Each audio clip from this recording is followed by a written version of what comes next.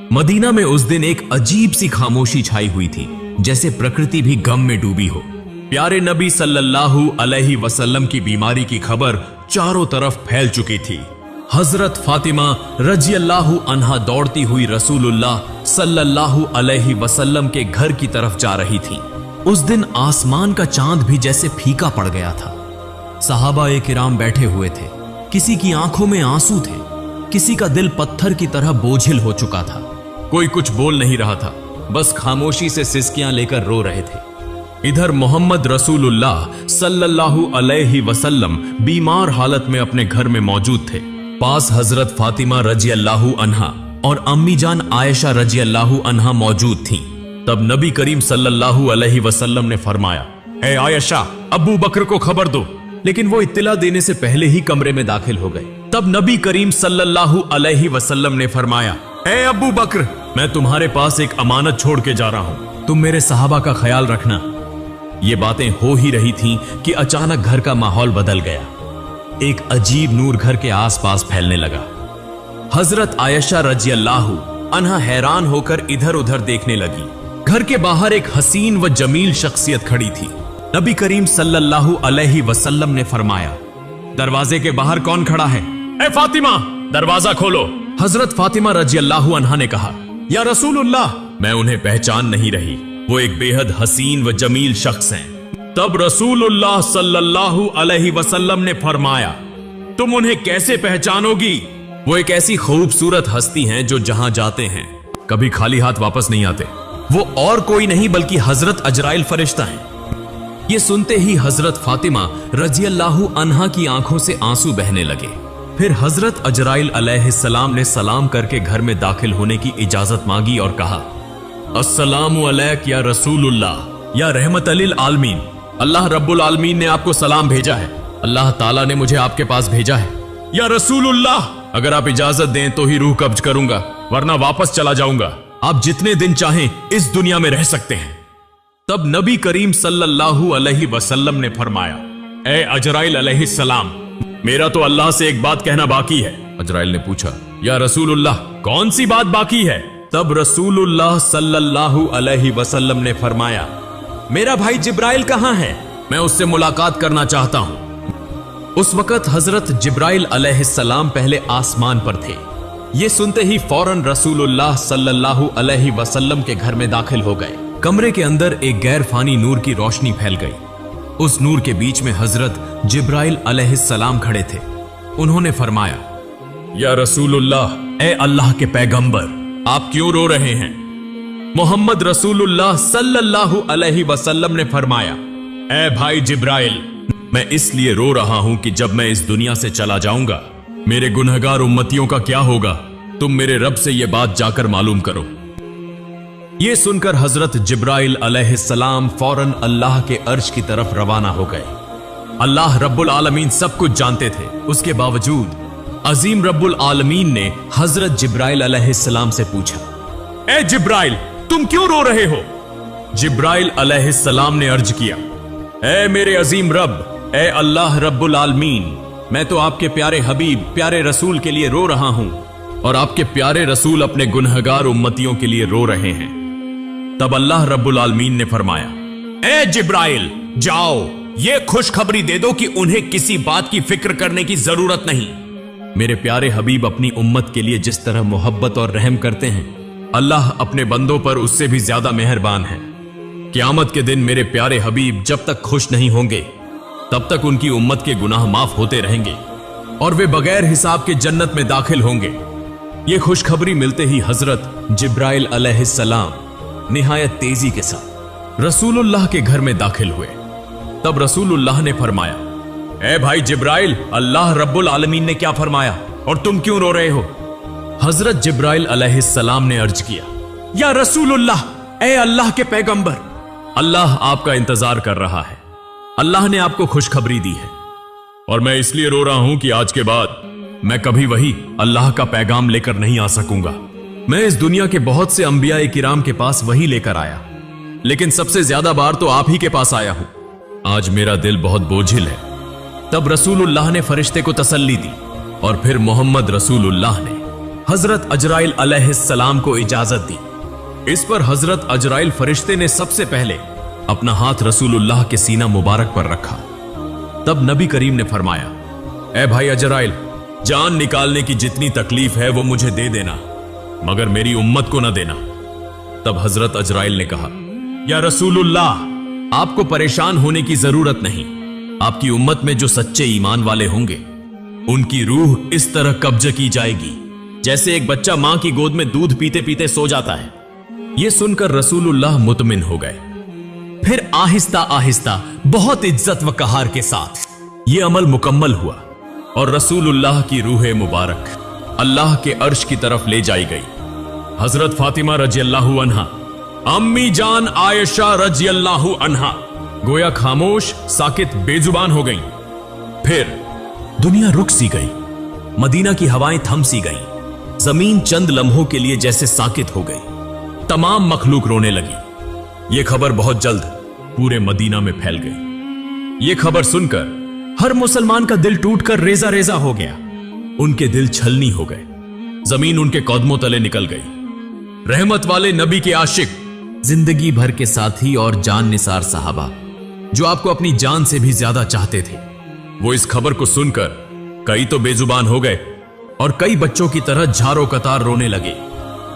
एक सहाबी हजरत अब्दुल्लाह बिन अंस रजियल्लाहु अन्हु ये खबर सुनकर गम की शिद्दत से जान की बाजी हार गए। इधर हजरत बिलाल रजियल्लाहु अन्हु मस्जिद के एक कोने में बेतहाशा रोते हुए कह रहे थे, मैं अजान कैसे दूंगा? मेरी जबान कैसे लेगी उस नाम को जो आज हमारे दरमियान नहीं रहे? कोई उन्हें तसल्ली नहीं दे पा रहा था। फिर वो बेबस होकर पागलों की तरह इधर उधर भागने लगे। जिससे मिल रहे हैं उनसे पूछते जा रहे हैं, क्या तुमने मेरे प्यारे नबी को देखा है? लेकिन कोई कुछ नहीं कह पा रहा था क्योंकि सबकी हालत एक जैसी थी। कौन किसको दिलासा देता? इधर यह खबर हजरत उमर रजियल्लाहु अन्हु के कानों तक पहुंची। हजरत उमर रजियल्लाहु अन्हु जैसे अकलमंद, बहादुर और दाना सहाबी जोर जोर से रोने लगे, तलवार निकाली और कहने लगे, मेरे प्यारे नबी कभी वफात नहीं पा सकते।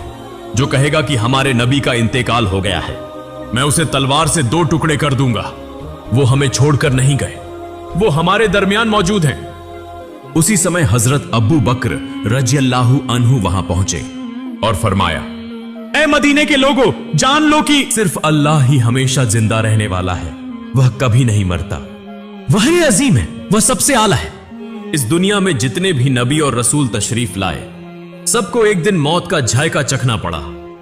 उसी तरह हमारे रसूल ने भी आज मौत का जायका चखा, लेकिन वह तो जिंदा है अपने पाकीज़ा अमल में, हमारे दिलों में। फिर हर सहाबी सिसक सिसक कर रोने लगे। उस दिन मदीने की फजा बोझिल हो गई। मदीने की गलियों में रोने की आवाजें गूंजने लगी। औरतें अपने घरों से बाहर निकल आईं। बच्चे खौफ के मारे मां के दामन से लिपट गए। मर्द एक दूसरे की तरफ खामोशी से देख रहे थे। कोई समझ ही ना पा रहा था कि यह इतना बड़ा खला कैसे पुर होगा। उस दिन सिर्फ इंसान नहीं रोए, जमीन रोई, आसमान रोया, तमाम मखलूकात रो पड़ी। मदीना का आसमान जैसे खामोश हो गया। फिर हजरत अबू बकर रजियल्लाहु अन्हु आहिस्ता आहिस्ता महबूब नबी के घर की तरफ बढ़े। घर में दाखिल होते ही उन्होंने महसूस किया कि एक गैर मामूली सुकून वहां छाया हुआ है, जैसे जन्नत की खुशबू वहां महक रही हो। सब एक तरफ खड़े होकर रो रहे थे। उन्होंने कहा, आज जमीन से सबसे ज्यादा रहमदिल इंसान रुखसत हो गए। हम कैसे सिर्फ उनकी याद में जी सकेंगे? फिर हजरत अबू बकर रजियल्लाहु अन्हु रसूलुल्लाह के चेहरा मुबारक से कपड़ा हटाकर उनके चेहरे पर बोसा दिया और रोते हुए कहने लगे, ऐ अल्लाह के रसूल, मेरे मां बाप आप पर कुर्बान हो। आपकी जिंदगी की तरह आपकी वफात भी पाकीज़ा है। अल्लाह की कसम, आप पर दोबारा कभी मौत नहीं आएगी और अब कभी झूठ आपको छू भी नहीं सकेगा। इसके बाद हजरत अब्बू बकर रजियल्लाहु अन्हु घर से बाहर निकलकर लोगों की तरफ मुतवज्जे हुए तो देखा कि हजरत उमर रजियल्लाहु अन्हु शदीद सदमे में हैं, परेशानी में हाथ पांव मार रहे हैं। तब हजरत अब्बू बकर रजियल्लाहु अन्हु नरमी से बोले, ए उमर, खुद पर काबू रखो, सब्र करो। ए उमर, याद रखो, हर जानदार को मौत का मजा चखना है। तब हजरत फातिमा रजी अल्लाह अन्हा कहने लगी, मेरे अब्बा जान मोहम्मद रसूलुल्लाह अल्लाह की दावत पर लब्बैक कहकर जन्नतुल फिरदौस में मकाम हासिल कर चुके हैं, लेकिन मेरे इस दर्द का हाल कौन जानेगा। उधर हजरत अली रजी अल्लाह अन्हु गम के सदमे से पत्थर की तरह खामोश हो गए। यूं महबूब नबी का खानदान, सहाबा, मुहाजिरीन सब के सब बेजबान हो गए। सिर्फ हजरत अबू बकर रजी अल्लाह अन्हु सब्र व तहम्मुल के साथ सबको तसल्ली और नसीहत देने लगे। रसूलुल्लाह का पाकीज़ा जिस्म जमीन पर मौजूद ही था कि खिलाफत के इंतखाब का फैसला किया गया कि अब मुसलमानों का खलीफा कौन होगा। इस बारे में रसूलुल्लाह ने कोई सराहत से हुक्म नहीं फरमाया था ताकि उम्मत में इख्तिलाफ या फितना न हो। इसलिए चंद दाना और फहम वाले सहाबी जमा होकर मुसलमानों के खलीफा के इंतखाब का फैसला करने लगे। लेकिन जैसे ही गुफ्तगू शुरू हुई, अंसार और मुहाजिरीन के दरमियान राय के इख्तिलाफात पैदा हो गए। खिलाफत का दावा होने लगा। ज्यादा इख्तिलाफ पैदा न हो इसलिए हजरत उमर रजी अल्लाह अन्हु आगे बढ़े और फरमाया, मुसलमानों के खलीफा हजरत अबू बकर रजी अल्लाह अन्हु ही होंगे, वही हमारे रहनुमा हैं। आज से मैं हजरत अबू बकर रजी अल्लाह अन्हु के हाथ पर बैत करता हूं। फिर उन्होंने हाथ में हाथ देकर बैत की। फिर हजरत उमर रजी अल्लाह अन्हु को देखकर तमाम लोग इस फैसले को मान गए। उसके बाद हजरत मोहम्मद की तज्जीज व तकफीन की तैयारी शुरू हुई। सबसे पहले रसूलुल्लाह के जिस्म मुबारक को घर के अंदर गुस्ल देने का इंतजाम किया गया। गुस्ल देने के लिए सहाबी आगे बढ़े। वो सब कहने लगे, अल्लाह की कसम, हमने महसूस किया कि नबी के जिस्म मुबारक से खुशबू फैल रही थी। हम जन्नत की खुशबू महसूस कर रहे थे। सबकी आंखों के आंसू रुक नहीं रहे थे। उसी वक्त एक सहाबी बोले, हम भी रसूलुल्लाह के गौसले मुबारक में शरीक होना चाहते हैं। हजरत उसामा बिन जैद रजी अल्लाह अन्हु गौसल के लिए पानी लाने लगे। उस वक्त वो कह रहे थे, ए अल्लाह के महबूब रसूल, मेरे मां बाप आप पर कुर्बान हो। आपकी वफात के बाद हमने ऐसी चीज खो दी है जो अब कभी वापस नहीं आएगी। आज से वही के तमाम दरवाजे बंद हो गए। या रसूलुल्लाह, आज का दिन दुनिया भर के लिए एक बहुत बड़ा गम का पैगाम है। हजरत अली रजी अल्लाह अन्हु और हजरत अब्बास रजी अल्लाह अन्हु महबूब रसूल के जिस्म मुबारक को गौसल देने लगे। उस वक्त हजरत अली रजी अल्लाह अन्हु बेइख्तियार रोने लगे। आंसू उनकी आंखों से जारी हो गए और वो दिल से कहने लगे, या रसूलुल्लाह, मैं आपको कैसे गौसल दूं? आप तो इस दुनिया के सबसे अजीम और पाकीज़ा इंसान थे। या रसूलुल्लाह, आपके जिस्म मुबारक जैसी खुशबू मैंने कभी किसी में महसूस नहीं की। तमाम सहाबा ने इसी तरह मोहम्मद रसूलुल्लाह के जिस्म मुबारक को गौसल दिया। गुस्ल के बाद 3 सफेद कपड़ों में कफन का इंतजाम किया गया। लेकिन रसूलुल्लाह के जिस्म मुबारक को कहां दफन किया जाए, इसी पर सहाबा में इख्तिलाफ पैदा हो गया। किसी ने कहा उहुद के मैदान में दफन किया जाए, शोहदा के करीब। किसी ने कहा जन्नतुल बकी में दफन किया जाए। ऐसे ही राय मुख्तलिफ होने लगी। तब हजरत अबू बकर रजी अल्लाह अन्हु ने फरमाया, मैंने नबी को यह फरमाते सुना है, जिस नबी का जहां इंतकाल हो उसे वहीं दफन किया जाए। मजीद फरमाया, नबी करीम ने यह भी फरमाया कि मुझे ऐसी जगह दफन करना जहां कोई मस्जिद न बन सके। इन बातों की रोशनी में हजरत आयशा रजी अल्लाह अन्हा के घर में जहां नबी करीम ने विसाल फरमाया, वहीं दफन का इंतजाम किया गया। फिर एक अहम सवाल सामने आया, नबी की नमाज जनाजा कौन पढ़ाएगा? ऐसी अजीम शख्सियत जिनके पीछे सहाबा नमाज पढ़ते थे, अब उनकी नमाज जनाजा की इमामत कौन करे? आखिरकार फैसला हुआ कि कोई एक इमाम मुकर्रर नहीं किया जाएगा। सहाबा गिरोह दर गिरोह नबी की नमाज जनाजा पढ़ेंगे। सबसे पहले नबी के अहले बैत ने नमाज जनाजा अदा की। फिर मुहाजिरीन आए, फिर अंसार आए, फिर मदीने के आम लोग आए।